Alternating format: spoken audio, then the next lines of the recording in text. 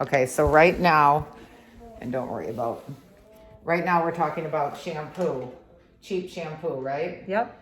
And not only say what you said first. I was just saying, I can't believe people still buy cheap shampoos because you go through it so fast. It seems like it would be more expensive to buy the cheap stuff than to buy a really nice shampoo where you need so little of the shampoo itself, especially if you're shampooing twice. You put a very little on it first and then you do your second shampoo and it lathers so nicely. And mine lasts forever. So yeah. Well, and shampoos, yes, there's more water. Just like you think of laundry soap when you buy Tide, and then when you buy something cheap, it's so loose. It's not thick and concentrated. Yeah. So professional ones are more concentrated, and they don't have all the parabens, the waxes that over-the-counter ones have in them to make your hair feel softer. Because paraffin, like petroleum, if you put, remember when I sold Arbonne, if you put a saltine cracker in baby oil, over a few days it gets stiff as a board. It gets hard as a rock. And so parabens, they start out and it makes your hair all soft and then it coats it and it's waxy and it's, oh my God, I've seen it a million, well not a million times. But the other thing, to your point, is when you're spending less on shampoo and conditioner, you're not caring if you're using a ton of it. Yeah. So you know what I mean? You don't even think about it, but you're using way more because it's cheap. That's true. So you can pump the crap out of it. So you're also not recognizing that you're using more. Yeah. Because it's cheap and you can. Where if you have something that's expensive, you're more careful, right? Yeah. You don't go bananas. Okay, so we're going into your finishing work, and you may have to switch hands a couple times because your arm might get tired. Yeah, okay, so I'm gonna take your top section, and I'm going a little bit above the parietal ridge because you have a ton of hair. I'm getting that out of the way, and actually I'm gonna go right to your ears, and I'm just gonna get this. And Paul Mitchell always talks about working neat, so I'm getting that out of the way. So I'm starting down here because you don't want your sections to be too thick, right? Yeah. So I'm going to use this brush today. So I'm starting out here, and again, we don't want the blow dryer to be going up. We want it to be going down. And I quickly put the blow dryer on it. I know you can't see as well, but put the blow dryer on it, stretch it, pull the blow dryer off, so the blow dryer is off and on, I'm going down to those ends. Now I'm hitting the cool shot button, and I want to make sure I cool it, and I want to cool those ends. Now, if you're flat ironing, you know, yes, you want to get that cuticle down, but you don't have to have it as smooth if you're flat ironing. But this is definitely because you're reheating again. Feel your ends with that hand. Yeah, it's really soft. Right. So if I didn't do that with the cold, if I didn't use that cold, it would feel soft for a minute, but as it cooled, that cuticle might raise a little bit. So I'm going like this. Go all the way to the ends with the heat. See how I pull the blow dryer off it? You don't sit there and dry the hair. I call it chasing you chase the brush with the blow dryer. Go all the way down to those ends. I'm getting up in those wrinkly areas, I call it. Now I just hit the cool shot button.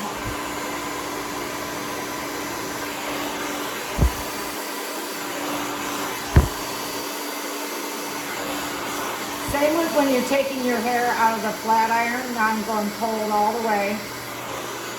Same with when you're taking your hair out of the flat iron. I always give it a little direction when it's still hot. When I take it out of the iron. I'm heating it up and I'm breaking those bonds. So it does what I want it to do. Now I've got my cold.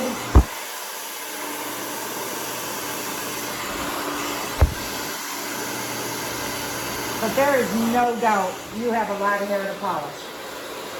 So this section right here, it's faster to break this one in half.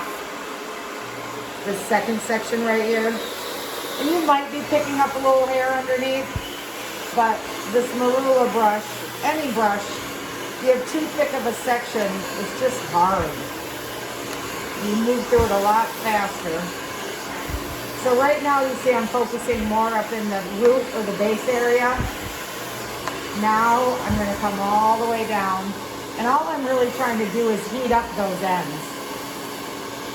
Okay? Now I'm using the cold, going downward.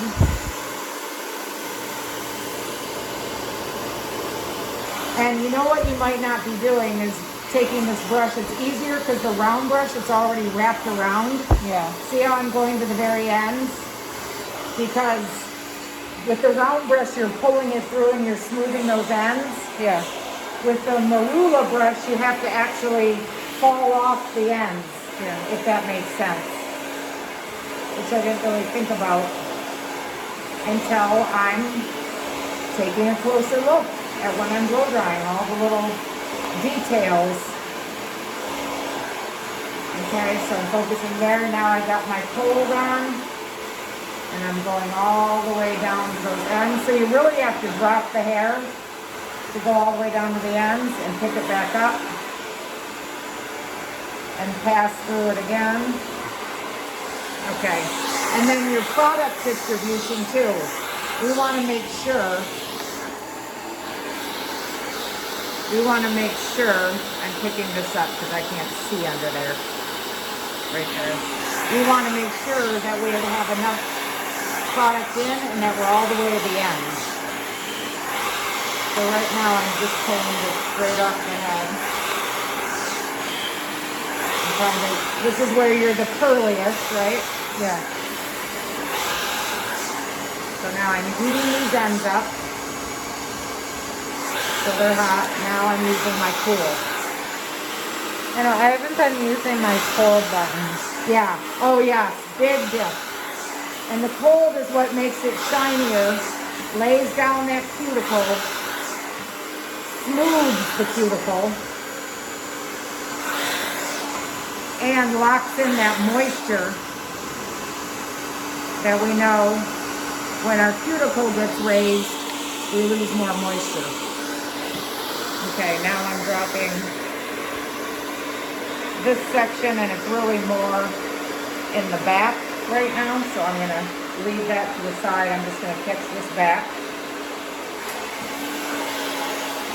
Hot, hot, hot. Focusing more on the first 4 inches, 4 to 5 inches. Now I want to make sure these ends are hot, so I'm just heating them up, right? And now I'm going to cool it down. And I'm going to take it all the way to those ends and get them through the brush. So now I got to smooth it. I have to be willing to drop it.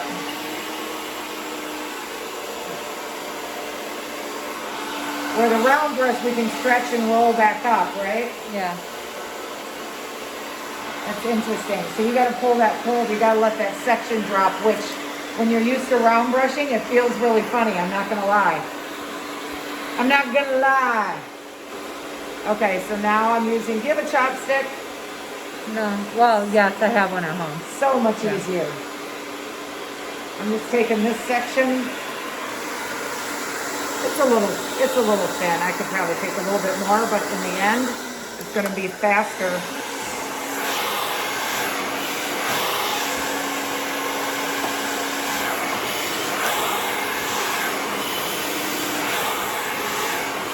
Getting right up in that base area where your curl is.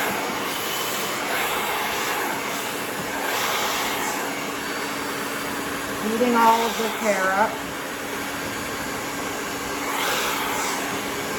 Hot, hot, hot. All right, time for some cold. See how I have to drop that?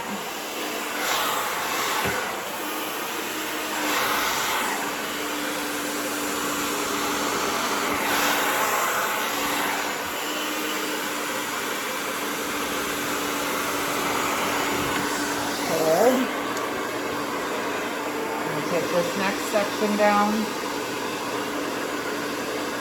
It's not as agitating, you know, like I said, Paul Mitchell always talks about working meat. It's not as agitating when you work meat. Like when you're cooking and you have everything lined up. You don't feel like you get so like, eh. Yeah, if all my hair is down and I'm trying to take little sections of it, it's so annoying. That's where you section, clip it, Yeah. I did. I just started ordering the Paul Mitchell professional clips to have up there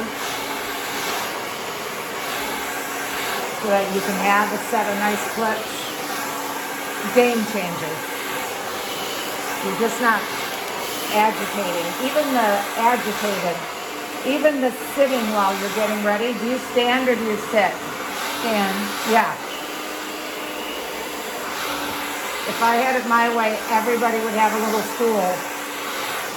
I have a little stool I pull out and tuck in my closet. Think about when you're standing. You're a little more in a hurry. Yeah. At least the feeling. Yeah, I started sitting a long time ago. Like they used to in the old days.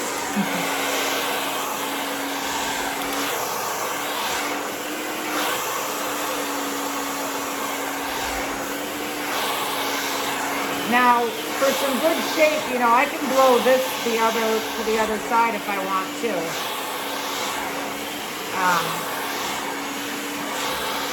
Okay, I'm turning on the cold.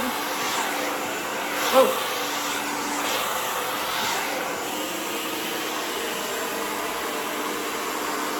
And this is crazy because, yeah, it's different than the round brush. Like, I'm doing that, but now that I'm talking to you, like I'm talking as I'm doing it, I'm like, oh, I didn't realize.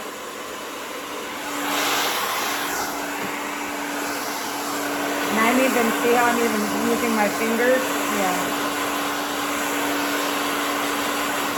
I just want to set the hair. I'm glad we kept the length. Me too.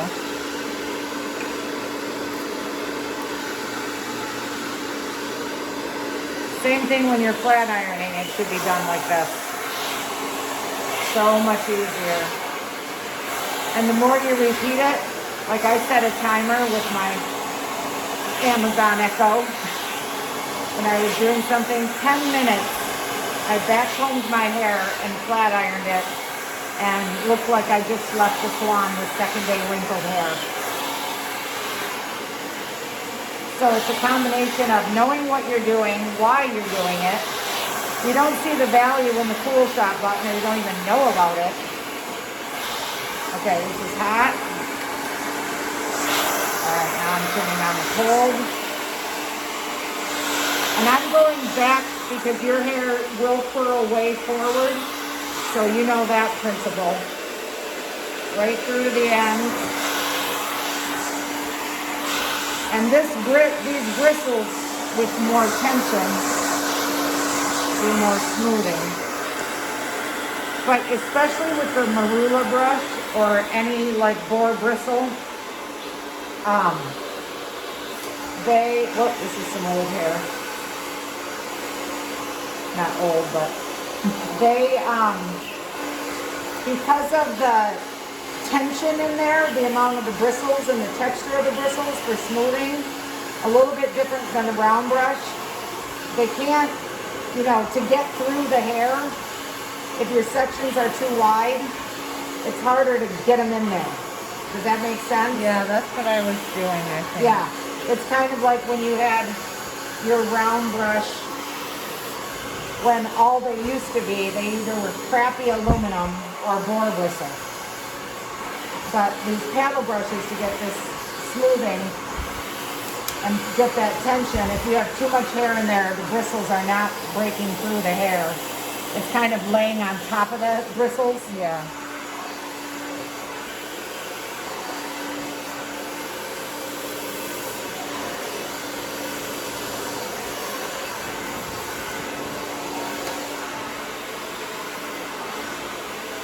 Cold, cold, cold.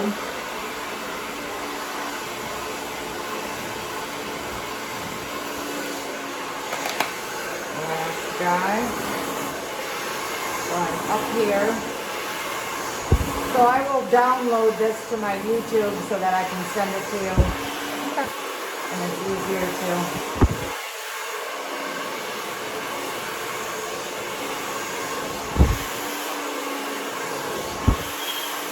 So I'm really focusing on, I'm not on the ends right now. So these ends aren't hot, so I gotta get them hot. Get them while they're hot.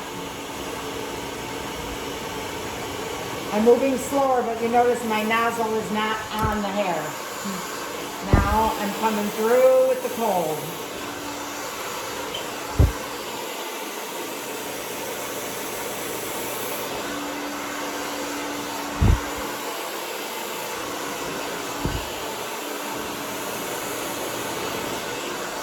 So now I've got cold, cold.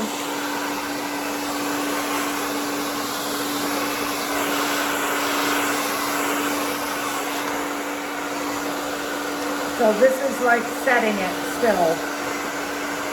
I'm putting a little more insurance in there by running that cold down through there.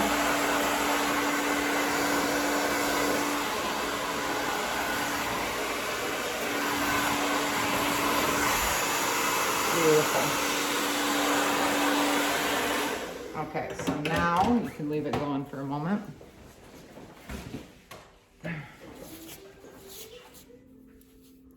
Do a little fancy finish, but before we... Okay, so this time today, I put the conditioner and then I use Straight Works. So I put in some of the leave-in conditioner that's over there in that big tub. Mm-hmm. And give the marula oil, right? Yep. So, you know, the other thing that I learned, you know how like, and I think I've told you this before, you know how when you learn about a skincare, you know, there's a skincare line, and it says 50% less fine lines and 75% more blah, blah, blah. Well, if you ever look in the small print, it will say based on results from using the whole system. Yeah. And so a lot of times that's another thing where it's like, we can mix, but trying whole systems at once, it's like you bought the eye cream, but you didn't buy the serum. Yeah. And you bought the, you know, and you don't get the results that it promised. Smells so good. I know, I love it. I love, the marula is like the modern day Chanel. It just reminds me of like Chanel Mademoiselle, but even mixed with a little Banana Republic from the day. So I heated that up, this piece that you saw that had the little wrinkle. I heated it up. Whoop, wrong brush. And now I'm cooling it. And so I'm taking it the opposite way.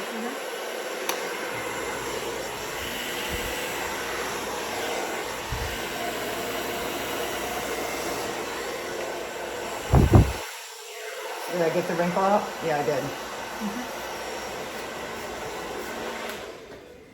All right, my darling. So,